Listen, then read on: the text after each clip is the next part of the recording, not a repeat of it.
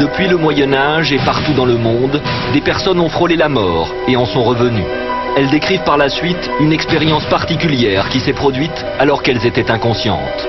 On appelle cela une expérience de mort imminente. Pour ces rescapés de l'inconnu, il est parfois très difficile d'en parler. Néanmoins, les spécialistes ont pu établir certaines caractéristiques.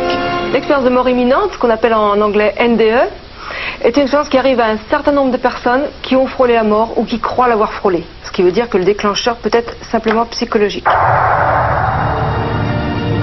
Philippe Labro est écrivain et journaliste.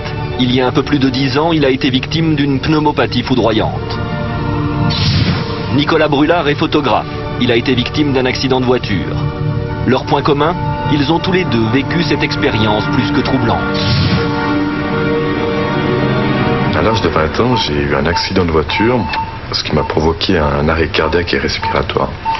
À partir de ce moment-là, j'ai fait un voyage fabuleux. En fait, j'ai pas de mots pour l'expliquer, mais en fait, je suis sorti de mon corps. Je me suis senti deux moments assez insolites, assez même extraordinaires.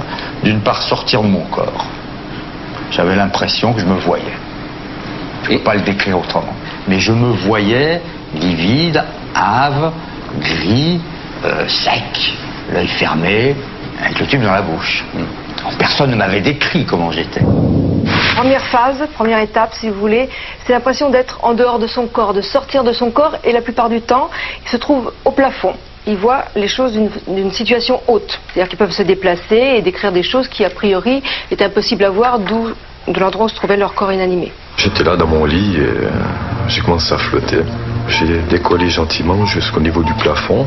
Là, je me suis retourné, j'ai vu mon corps inanimé avec le personnel soignant et le médecin qui faisait le nécessaire. Puis j'ai retraversé des murs, des plafonds et je me suis retrouvé dehors. Oui, c'est un peu comme une caméra. Une caméra qui fait ce qu'on appelle une vue en plongée. Oui. C'est l'impression que je retiens. On appelle la phase du tunnel, mais c'est pas toujours un tunnel. Donc c'est un espace sombre, un espace de transition, de passage. Il s'y déplace quelquefois vite, quelquefois c'est un petit peu désagréable, un petit peu angoissant. Mais au bout de ce tunnel, il y a une lumière. Et cette lumière est très attirante. Donc plus ils vont vers cette lumière, plus elle grandit, puisqu'ils s'en rapprochent, si vous voulez. J'ai le souvenir d'une lumière aveuglante et néanmoins pas douloureuse. Mais ça a été un moment de bienfaisance totale. J'ai eu l'impression de rentrer comme dans un tunnel et cette lumière grandissait de plus en plus jusqu'au point de m'englober complètement. Il peut y avoir aussi des rencontres dans cet espace. Des rencontres qui sont de deux types. Soit des proches disparus, un grand-père, une tante, qui vient leur délivrer un message, leur dire quelque chose, par exemple ton heure n'est pas venue, il faut que tu repartes, ou bien des entités qu'ils qualifient de spirituelles. Tout le monde peut vivre une NDE, simplement certains s'en souviennent et d'autres pas, ou certains l'ont vécu, ou d'autres pas. C'est comme pour les rêves, on sait que tout le monde rêve toutes les nuits, mais certaines personnes s'en souviennent et d'autres pas. Rêves, hallucinations, expériences paranormales, la science ne peut l'expliquer, mais les millions de témoins qui auraient entrevu la mort en sont revenus bouleversés.